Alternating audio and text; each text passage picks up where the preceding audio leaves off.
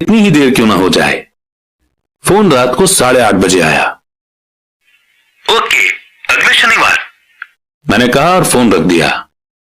Mic के daddy mic और मुझसे मिलने के लिए तैयार हो गए थे। शनिवार की सुबह 7:30 बजे मैंने शहर के दूसरे हिस्से में जाने के लिए बस पकड़ी और सबक शुरू हुए। मैं तुम्हें 1 घंटे के 10 सेंट दूंगा। 1956 की सैलरी के हिसाब से भी 10 सेंट हर घंटे की सैलरी से कम थे। माइकल और मैं सुबह 8 बजे उसके डैडी से मिले। वे पहले से ही बिजी थे और उनके पास 1 घंटे से भी ज्यादा का काम मौजूद था। जब मैं उनके साधारण छोटे और साफ घर के सामने पहुंचा तो मैंने देखा कि उनका कंस्ट्रक्शन सुपरवाइजर अपने पिकअप ट्रक में वहां से जा रहे थे। माइक मुझे दरवाजे पर ही मिल गया। डैडी अभी फोन पर हैं और उन्होंने कहा है कि हम लोग पीछे के एरिया में उनका इंतजार करें। माइक ने दरवाजा खोलते हुए कहा। जब मैंने उसके पुराने घर की दहलीज के अंदर कदम रखा तो लकड़ी के पुराने फर्श की चरमराहट सुनाई दी। दरवाजे के अंदर सस्ती सी चटाई थी। चटाई वहां इसलिए रखी गई थी ताकि फर्श पर पड़े अनगिनत पैरों के निशानों को छुपाया जा सके। हालांकि वो साफ थी, पर यह साफ दिखता था कि वो पुरानी हो गई थी और उसे बदल देना चाहिए। जब मैं लिविंग रूम में घुसा तो वहां मेरा दम घुटने लगा था। वहां पुराने फर्नीचर की बू आ रही थी और उसमें कोई शक नहीं है कि उस फर्नीचर को म्यूजियम में होना चाहिए था। सोफे पर 2 औरतें बैठी थी जिनकी उम्र मेरी मां से थोड़ी ज्यादा होगी। औरतों के सामने एक आदमी मजदूरों के कपड़ों में बैठा हुआ था। उसने खाकी पैंट और खाकी शर्ट पहन रखा था। हालांकि कपड़े साफ और प्रेस किए हुए थे। उस आदमी की उम्र मेरे डैडी से लगभग 10 साल ज्यादा होगी, शायद 45 साल। ये लोग कौन हैं? मैंने पूछा। अरे ये लोग डैडी के लिए काम करते हैं। बूढ़ा आदमी उनके वेयर हाउसों को संभालता है और औरतें रेस्टोरेंट की मैनेजर हैं। और तुमने उस कंस्ट्रक्शन सुपरवाइजर को तो देखा ही होगा जो यहां से 50 मील दूर एक सड़क के प्रोजेक्ट पर काम कर रहा है। उनका दूसरा सुपरवाइजर जो बहुत से घर बना रहा है वो तुम्हारे आने के पहले ही जा चुका है। क्या ऐसा हमेशा ही होता है? मैंने पूछा। हमेशा तो नहीं, पर अक्सर ऐसा ही होता है, माइक ने कहा और मेरे पास अपनी कुर्सी खींचते हुए वो मुस्कुराया। मैंने उनसे पूछा था कि क्या वे हमें पैसा बनाना सिखाएंगे। माइक ने मुझे बताया। अच्छा, और उन्होंने इसका क्या जवाब दिया? मैंने एक्साइटेड होकर पूछा। पहले तो उनके चेहरे पर हंसी आई, फिर कुछ सोचकर उन्होंने कहा कि वे हमारे सामने एक ऑफर रखेंगे। अच्छा, मैंने कहा और अपनी कुर्सी की पीठ दीवार से टिका ली। मैं वहां कुर्सी के पिछले 2 पैरों के सहारे टिका बैठा रहा। माइक ने भी ऐसा ही किया। क्या तुम्हें पता है वो कौन सा ऑफर देने वाले हैं? मैंने पूछा। नहीं, पर हमें जल्दी इसका पता चल जाएगा। अचानक माइक के डैडी उस पुराने दरवाजे से घुसकर उस कमरे में दाखिल हुए जहां हम बैठे हुए थे। माइक और मैं अपने पैरों पर कूद गए। आदर के कारण नहीं, बल्कि इसलिए कि हम चौंक गए थे। तो बच्चों, तैयार? माइक के डैडी ने एक कुर्सी हमारे पास खिसकाते हुए पूछा। हमने अपने सिर हिलाए और अपनी कुर्सियों को दीवार के पास से खींचकर उनके सामने रख लिया। वे एक लंबे चौड़े शरीर के मालिक थे, लगभग 6 फीट ऊंचे और वजन करीब मेरे डैडी से ऊंचे थे, लगभग इसी वजन के, और माइक के डैडी से 5 साल बड़े। वे लगभग एक जैसे ही थे। हालांकि दोनों एक ही प्रजाति के नहीं थे। हो सकता है कि उनकी एनर्जी एक सी हो।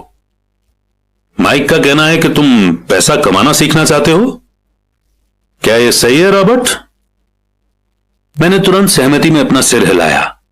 हालांकि मुझे थोड़ा सा डर भी लग रहा था। उनके शब्दों और मुस्कुराहट के पीछे बहुत ताकत थी। अच्छा, ये रहा मेरा ऑफर। मैं तुम्हें सिखाऊंगा, लेकिन मैं ऐसा क्लासरूम के स्टाइल में नहीं करूंगा। अगर तुम मेरे लिए काम करोगे तो उसके बदले में तो मैं तुम्हें सिखाऊंगा, और तुम मेरे लिए काम नहीं करोगे तो मैं तुम्हें नहीं सिखाऊंगा।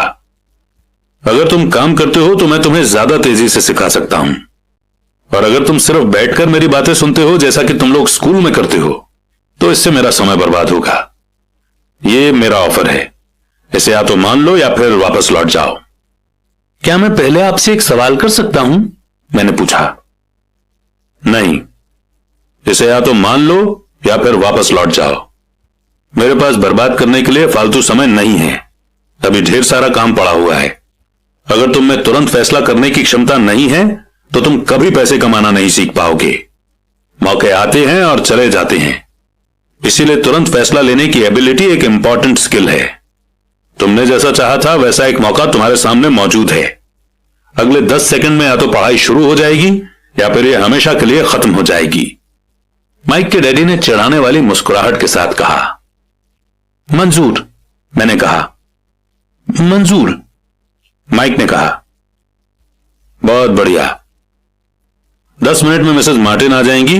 उनसे बातें करने के बाद मैं तुम्हें उनके साथ भेज दूंगा और तुम लोगों का काम शुरू हो जाएगा। मैं तुम्हें हर घंटे के 10 सेंट दूंगा और तुम हर शनिवार 3 घंटे काम करोगे। पर आज तो मेरा सॉफ्टबॉल का मैच है, मैंने कहा। माइक के डैडी ने अपनी आवाज को धीमा पर कड़क करके कहा, या तो मान लो या फिर वापस लौट जाओ। मान लिया, मैंने जवाब दिया। सॉफ्टबॉल खेलने के बजाय काम करने और सीखने का ऑप्शन चुनने में ही समझदारी थी। शनिवार की खुशनुमा सुबह 9 बजे माइक और मैं मिसेस मार्टिन के साथ काम कर रहे थे। वे एक दयालु और सब्र वाली औरत थीं। वे हमेशा कहा करती थीं कि माइक और मुझे देखकर उन्हें अपने दोनों बच्चों की याद आ जाती है जो अब बड़े हो गए थे और दूर चले गए थे। हालांकि वे दयालु थी पर वे कड़ी मेहनत में विश्वास करती थीं और इसलिए वे हमेशा काम करती रहती थीं। वे बहुत कड़क मैनेजर थीं। हम 3 घंटे तक डब्बों को शेल्फ पर से उतारते थे, उनकी धूल साफ करते थे और फिर उन्हें वापस वहीं पर रख देते थे। ये बड़ी मेहनत का काम था और बोरियत भरा भी। माइक के डैडी को मैं अपना अमीर डैडी कहता हूं। उनके पास इस तरह के 9 सुपरमार्केट थे जहां पार्किंग के लिए बहुत सी जगह थी। पड़ोस के जनरल स्टोर जहां लोग दूध, ब्रेड, बटर और सिगरेट जैसी चीजें खरीदते हैं। समस्या यह थी कि हवाई में एयर कंडीशनिंग नहीं थी और गर्मी के कारण स्टोर्स अपना दरवाजा बंद नहीं कर सकते थे। स्टोर के दोनों ओर दरवाजों को पूरा खुला रखा जाता था ताकि सड़क और पार्किंग की जगह सामने दिखती रहे। जब भी कोई कार पार्किंग में आती थी तो उसके साथ धूल का गुबार भी आता था जो स्टोर में घुसकर डिब्बों पर जम जाता था। इसीलिए हम लोगों की नौकरी तभी तक चलती जब तक कि एयर कंडीशनिंग नहीं हो जाती, क्योंकि उसके बाद दुकान के डिब्बों में धूल नहीं जमती और ना ही हमें उन्हें साफ करने के लिए नौकरी पर रखा जा सकता था। 3 हफ्तों तक माइक और मैं मिसेस मार्टिन के पास जाकर 3 घंटे तक काम करते रहे। दोपहर तक हमारा काम खत्म हो जाता था और वो हम में से हर एक के हाथ में 3 छोटे सिक्के डाल देती थी। उस समय 50 के दशक में भी 9 साल की उम्र में 30 सेंट कमाने में कोई खास खुशी नहीं होती थी। तब कॉमिक्स की कीमत 10 सेंट हुआ करती थी, इसीलिए मैं अपनी कमाई को कॉमिक्स पर खर्च कर देता था और घर लौट जाता था। चौथे हफ्ते के बुधवार तक मैंने काम छोड़ने का मन बना लिया था। मैं सिर्फ इसलिए काम करने को तैयार हुआ था क्योंकि मैं माइक के डैडी से पैसा कमाना सीखना चाहता था। इसलिए मैं 10 सेंट हर घंटे की गुलामी कर रहा था। और सबसे बड़ी बात तो यह थी कि उस पहले शनिवार के बाद से मैंने माइक के डैडी को देखा तक नहीं था। मैं काम छोड़ रहा हूं, मैंने लंच के समय माइक से कहा। स्कूल लंच बड़ा निराशा से भरा हुआ था। स्कूल भी बोरिंग था और अब तो मेरे पास शनिवार भी नहीं थे जिनका मैं इंतजार कर सकूं। पर 30 सेंट के कारण मुझे धक्का पहुंचा था। इस बार माइक मुस्कुराया। तुम किस बात पर हंस रहे हो? मैंने गुस्से और चिढ़ते हुए पूछा। डैडी ने कहा था कि ऐसा ही होगा। उन्होंने कहा था कि जब तुम काम छोड़ने का फैसला कर लो तब वे तुमसे मिलना चाहेंगे। क्या? मैंने गुस्से में पूछा। क्या वो मेरे बोर हो जाने का इंतजार कर रहे थे? कुछ कुछ, माइक ने कहा। मेरे डैडी जरा अलग किस्म के हैं। उनका सिखाने का तरीका तुम्हारे डैडी के पढ़ाने के तरीके से बिल्कुल अलग है। तुम्हारे मम्मी डैडी बहुत बातें करते हैं, दूसरी तरफ मेरे डैडी बहुत कम बोलते हैं। तुम सिर्फ इस शनिवार तक इंतजार कर लो, मैं उन्हें बता दूंगा कि तुमने काम छोड़ने का फैसला कर लिया है। इसका मतलब यह है कि मेरे साथ नाटक खेला गया है? नहीं, ऐसा नहीं हुआ है। पर शायद हो सकता है। डैडी शनिवार को इसके बारे में समझाएंगे। शनिवार को लाइन में लगकर इंतजार करते हुए मैं उनका सामना करने के लिए तैयार था। यहां तक कि मेरे असली डैडी भी उनसे नाराज थे। मेरे असली डैडी, जिन्हें मैं गरीब डैडी कहता हूं, ये मानते थे कि अमीर डैडी चाइल्ड लेबर कानून को तोड़ रहे थे और इस पूरे मामले की जांच होनी चाहिए। मेरे पढ़े लिखे गरीब डैडी ने मुझसे यह कहा कि मैं सही सैलरी मांगूं, हर घंटे के कम से कम 25 सेंट। मेरे गरीब डैडी ने मुझसे कहा कि अगर मेरी सैलरी नहीं बढ़ती तो मुझे तुरंत जॉब छोड़ देनी चाहिए, और वैसे भी तुम्हें उस घटिया काम की कोई जरूरत नहीं है, मेरे गरीब डैडी ने झल्लाकर कहा। शनिवार को सुबह 8 बजे मैं एक बार फिर माइक के घर उसी पुराने दरवाजे से अंदर घुस रहा था। कुर्सी पर बैठो और लाइन में इंतजार करो, माइक के डैडी ने मेरे घुसते ही कहा। फिर वे अंदर जाकर अपने छोटे से ऑफिस में बैठ गए जो बेडरूम के पास था। मैंने कमरे में चारों तरफ देखा पर मुझे माइक नहीं दिखा। अजीब सा महसूस करते हुए मैं उन्हीं दोनों औरतों के बगल में बैठ गया जो मुझे 4 हफ्ते पहले वहीं पर मिली थी। वे मुस्कुराईं और सोफे पर थोड़ी सी खिसक गईं ताकि मैं भी बैठ सकूं। 45 मिनट गुजर गए थे और मैं उबल रहा था। दोनों औरतें उनसे मिलकर तकरीबन 30 मिनट पहले वहां से जा चुकी थीं। एक बूढ़ा सा आदमी वहां 20 मिनट तक बैठा और फिर वो भी चला गया। घर खाली था और हवाई में खुशनुमा सुबह को मैं सीलन भरे अंधेरे लिविंग रूम में बैठा हुआ था और इस बात का इंतजार कर रहा था कि एक लालची और बच्चों का शोषण करने वाला आदमी मुझसे बातें करे। मैं सुन सकता था कि वो फोन पर बातें कर रहे थे, ऑफिस में इधर उधर के काम कर रहे थे और मुझे नजरअंदाज कर रहे थे। मेरी इच्छा तो यह हो रही थी कि मैं उस घमंडी आदमी से बिना मिले ही घर लौट जाऊं, पर किसी वजह से मैं रुक गया। आखिर 15 मिनट के बाद ठीक 9 बजे अमीर डैडी अपने ऑफिस से बाहर निकले। बिना कुछ कहे उन्होंने हाथ से मुझे इशारा किया कि मैं उनके ऑफिस में आ जाऊं। अमीर डैडी ने अपनी ऑफिस कुर्सी पर बैठते हुए कहा, या तो तुम्हारी सैलरी बढ़ाई जाए या तुम काम छोड़ रहे हो, है ना?